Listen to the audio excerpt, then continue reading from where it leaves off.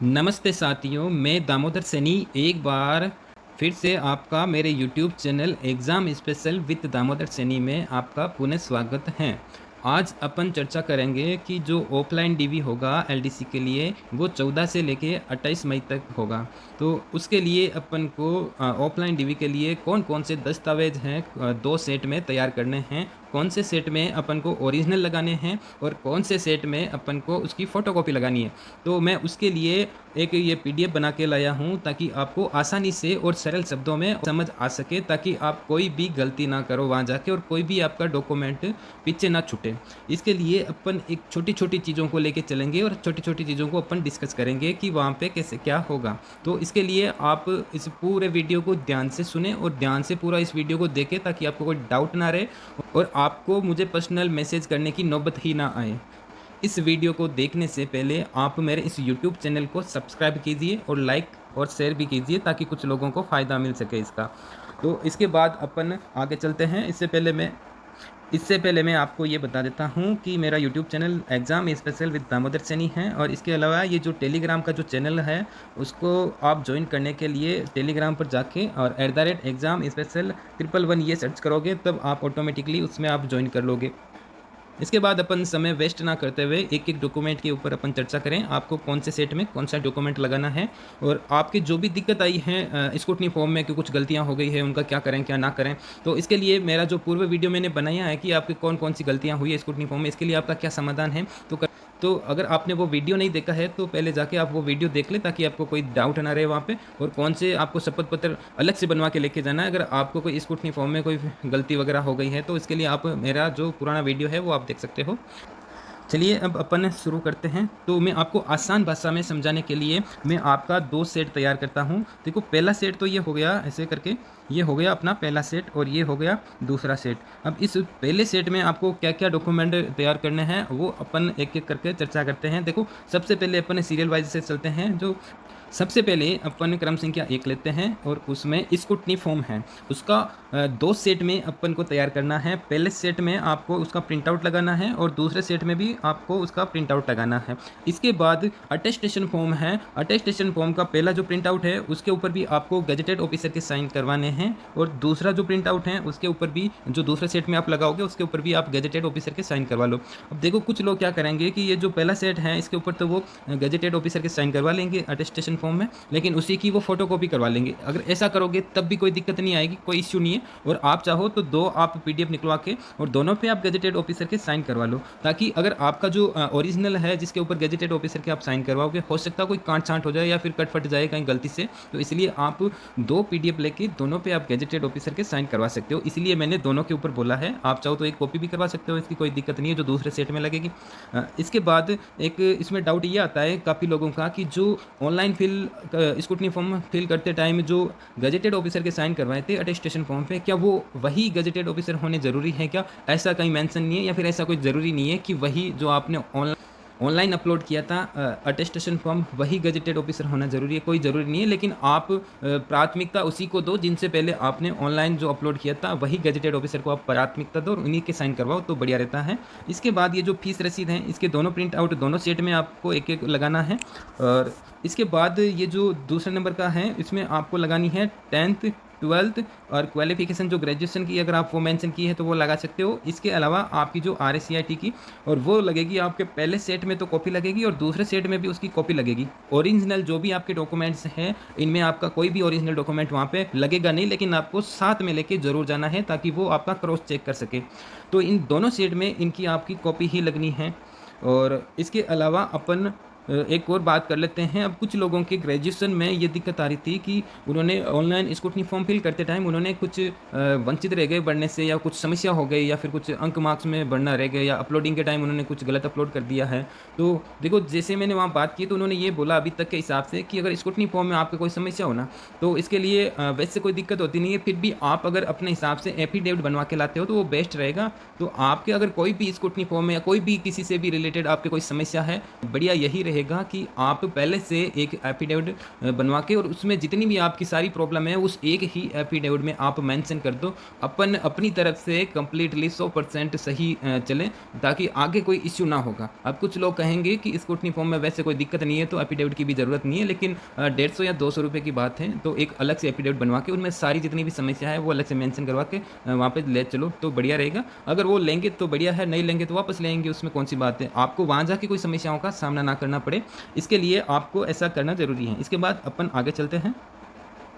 अब अपन को जो चेक लिस्ट है उसकी मैं थोड़ी देर बाद में इसी वीडियो में बताऊंगा कि वो चेक लिस्ट कैसे बढ़नी है। ये जो है ये डॉक्यूमेंट के लिए मैंने लिस्ट बनाई है, पीडीएफ बनाई है, तो ऐसी वहाँ पे चेक लिस्ट है कि वो अभी मैं बताऊंगा आपको कि उसमें आपको क्या बढ़ना है। जैसे यहाँ पे येस और नो है, हाँ या नहीं लिखना। अगर आपके ये सारे डॉक्यूमेंट जो है इसमें अगर ये है तो यहाँ पे हाँ लिखना आपके, अगर जो डॉक्यूमेंट नहीं है उसमें आपको नहीं लिखना है। और ये जो जारी दिनांक है तो इसमें देखो यहाँ पे जो स्क्रूटनी फॉर्म है इसकी जारी दिनांक तो जिस दिन आपने ऑनलाइन स्क्रूटनी फॉर्म फिल किया था वो आ जाएगी, और उसके बाद में अटेस्टेशन में भी वो सेम आ जाएगी ये जारी दिनांक। उसके बाद जो 10वीं 12वीं ग्रेजुएशन है ये सारे एक साथ दे रखे हैं। तो अब उसमें जैसे आप देखोगे कि जो आपकी चेकलिस्ट है उसमें ये साफ साफ लिखा हुआ है कि जो 10वीं की जो मार्कशीट है उसमें जो जारी दिनांक है वही लिखनी है, क्योंकि आपकी जो जन्म तिथि का जो उनको प्रूव करना है वो 10वीं की मार्कशीट से ही होगा। तो आप 10वीं की मार्कशीट में जो भी आपकी जारी दिनांक है कृपया वही लगाएं। और बाकी लास्ट में चेक लिस्ट पे अपन बात करेंगे, तब दोबारा से मैं आपको बता दूंगा। एक बार अपन को 2 सेट में कौन कौन से डॉक्यूमेंट्स तैयार करने हैं उसके बारे में अपन जल्दी से बात कर लेते हैं। इसके बाद कास्ट सर्टिफिकेट है, उसके पहले सेट में कॉपी लगेगी, दूसरे सेट में भी कॉपी लगेगी, ओरिजिनल कहीं पे भी नहीं लगेगा। और डिवोर्स, विडो, एसपी, पीएच या फिर अदर कैटेगरी वाले हैं उनमें भी दोनों सेट में एक एक कॉपी लगेगी। और 2 करेक्टर सर्टिफिकेट हैं और वो पहले सेट में तो दोनों ओरिजिनल लगेंगे और जो दूसरा सेट है उनमें दोनों की कॉपी लगेगी। और इसके बाद वचन बंध का जो प्रपत्र हैं उनमें एक पहले सेट में आपका ओरिजिनल लगेगा और दूसरे सेट में उसकी कॉपी लगेगी। और ऐसे ही संविधान वाला है उसमें ओरिजिनल लगेगा और दूसरे सेट में कॉपी लगेगी। दहेज घोषणा वाला है उसमें ओरिजिनल लगेगा आपका और दूसरे सेट में कॉपी लगेगी। और ऐसे ही मैरिज सर्टिफिकेट हैं उसकी दोनों सेट में कॉपी ही लगेगी, क्योंकि मैरिज सर्टिफिकेट ओरिजिनल डॉक्यूमेंट्स होते हैं तो ओरिजिनल वहाँ पे लेते नहीं है, लेकिन साथ में ले जाना जरूरी है, वो चेक करते हैं, लेकिन दोनों सेट में इनकी कॉपी ही लगेगी। ऐसे ही संतान घोषणा पत्र वाला है उसमें पहले सेट में ओरिजिनल लगेगा आपका और दूसरे सेट में कॉपी लगेगी। ऐसे ही विकल्प पत्र हैं। अब देखो विकल्प पत्र ये अगर आप उसको ढंग से पढ़ोगे तब उसमें ये साफ साफ लिखा हुआ है कि मेरा दोनों कैटेगरी में हो रहा है, नॉन टीएसपी में भी हो रहा है और टीएसपी में भी हो रहा है, और अब उन दोनों में से मैं सिर्फ और सिर्फ एक ही कैटेगरी या तो टीएसपी या फिर नॉन टीएसपी को मैं चुनूंगा। तो वो उनके लिए हैं जो टीएसपी वाले हैं। लेकिन अभी जैसे पशु परीक्षक का एग्जाम हुआ था तो वहाँ पे कुछ टीम वाले ये विकल्प पत्र भी भरवा रहे थे, नॉन टीएसपी वालों से भी भरवा रहे थे। तो इसलिए आप ये साथ में लेके जरूर जाएं, एक पेज का ये है ये, और दोनों ये ओरिजिनल और ये यहाँ पे एक कॉपी हो जाएगी इसकी। इसके बाद अपन आगे चलते हैं और देखते हैं कि अगर ये नमूना प्रारूप है वो है अपने जो हैंड रिटन वाला जो अपन ने पेन से फिल किया था तो उसकी ओरिजिनल लगेगी और यहाँ पे उसके सेकंड जो सेट है उसमें कॉपी लगेगा।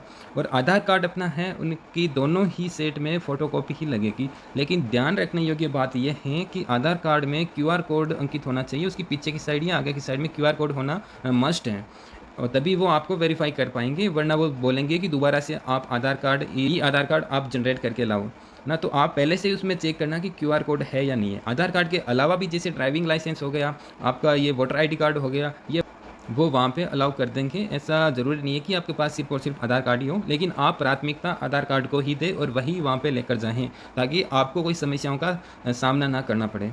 इसके बाद अपन चेक लिस्ट पे बात कर लेते हैं कि चेक लिस्ट आपको कैसे बढ़नी है।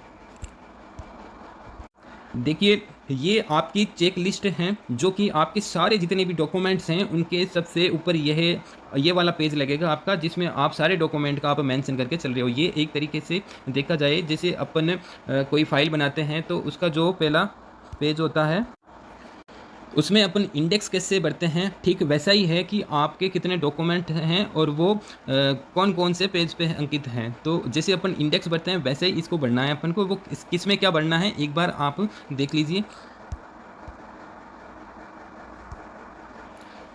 देखिए सबसे पहले यहाँ पे आपका अपना नाम लिखोगे, यहाँ पे आप हिंदी में ही फिल करना है, यहाँ पे आप चाहो तो इंग्लिश में भी फिल कर सकते हो, ऐसी कोई समस्या नहीं है। लेकिन यहाँ पे जब ये पूरा फॉर्मेट हिंदी में दे रखा है तो आप हिंदी में ही भरना है इसको। और यहाँ पे आप अपनी ईमेल आईडी लिखना, और यहाँ पे आप जन्म तिथि लिखना, रोल नंबर हो गए और मोबाइल नंबर आपको वही मोबाइल नंबर देने हैं जो आपके खुद के हैं और वो अभी एक्टिव हैं। इन केस अगर आपके किसी डॉक्यूमेंट में कमी रह जाती है तो वो फिर आपको दोबारा से एक बार के लिए आपको फ़ोन करके वो बताएंगे ज़रूर कि आपके ये इन डॉक्यूमेंट्स में कमी है। तो इसलिए आपको एक्टिव मोबाइल नंबर ही देना ज़रूरी है।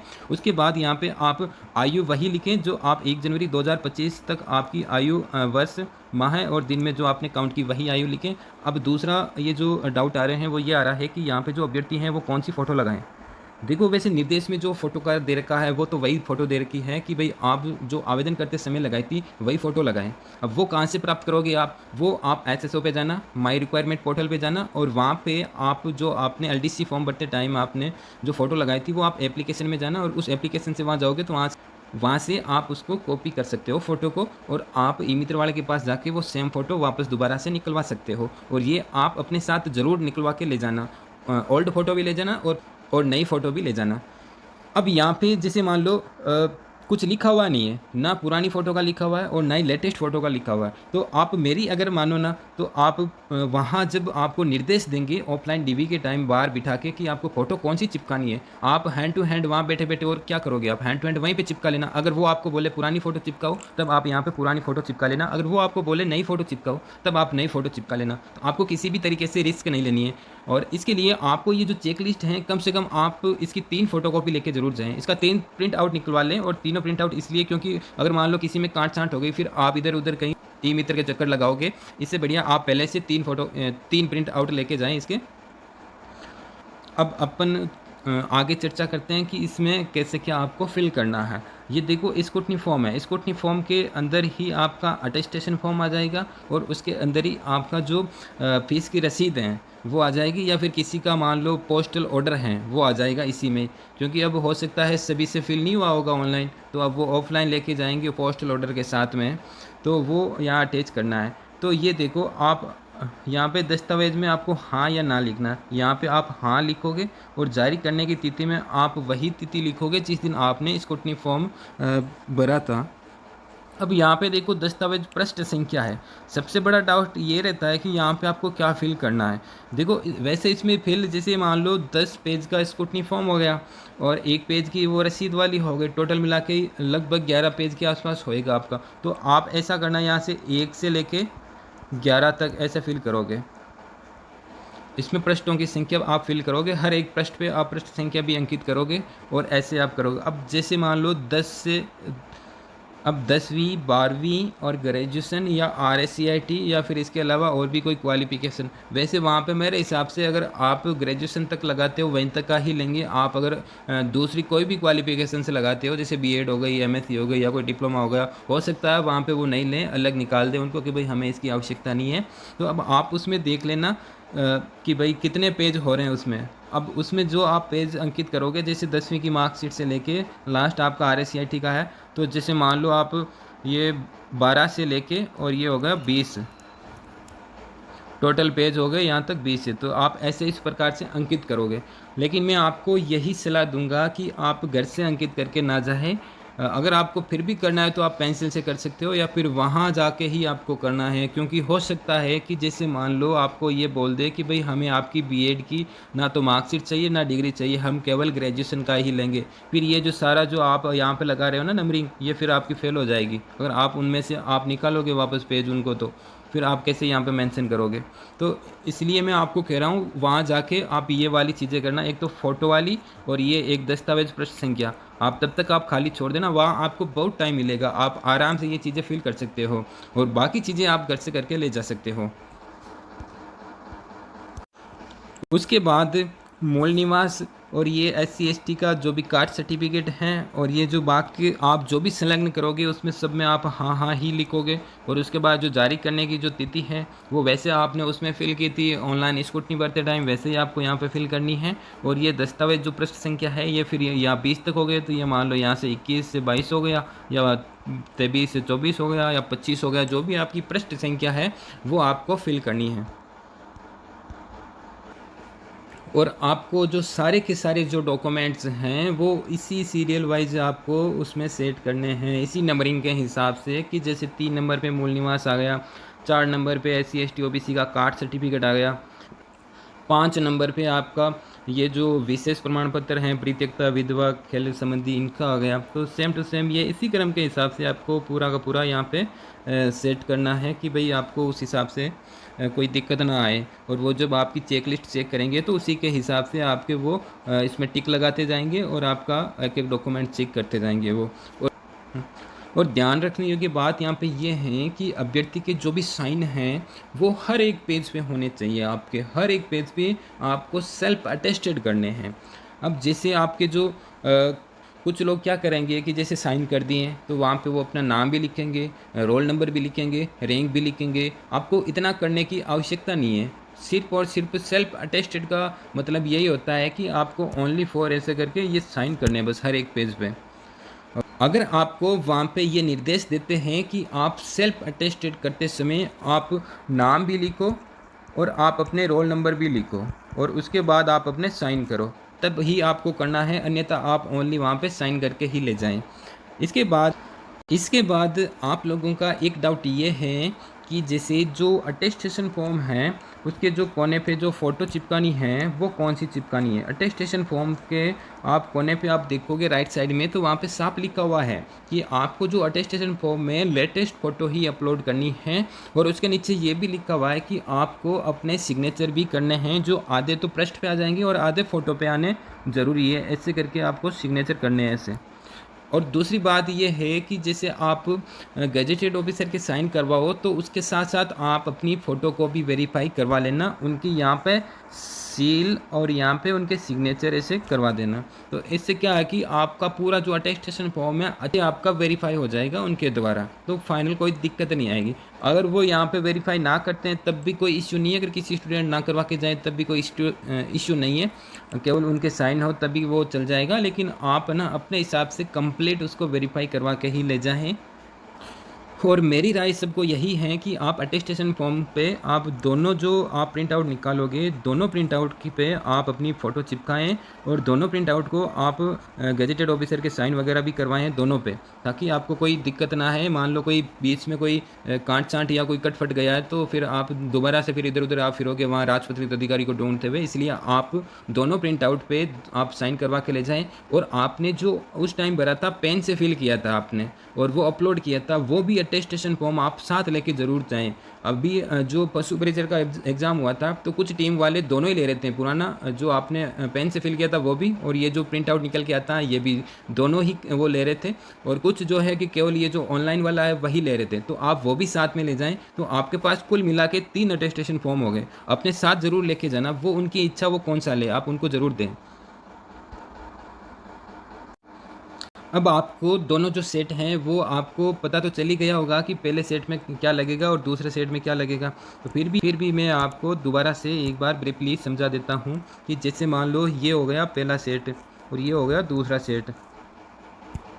इस सेट के अंदर आपको क्या लगाना है, जैसे आपका स्क्रूटनी फॉर्म हो गया प्रिंट आउट निकलवा हुआ, उसके बाद में 10वीं 12वीं ग्रेजुएशन या RACIT की इसमें कॉपी लगेगी, इनके ओरिजिनल नहीं लगेंगे। और बाकी जो भी आपने एफिडेविट वगैरह बनाए हैं या फिर ये जो आपका संतान संबंधी घोषणा पत्र है या फिर विकल्प पत्र है या फिर संविधान प्रतिज्ञा वाला वो विकल्प शपथ पत्र है, तो ये आपके सारे के सारे इसमें ओरिजिनल ही लगेंगे सेट 1 में।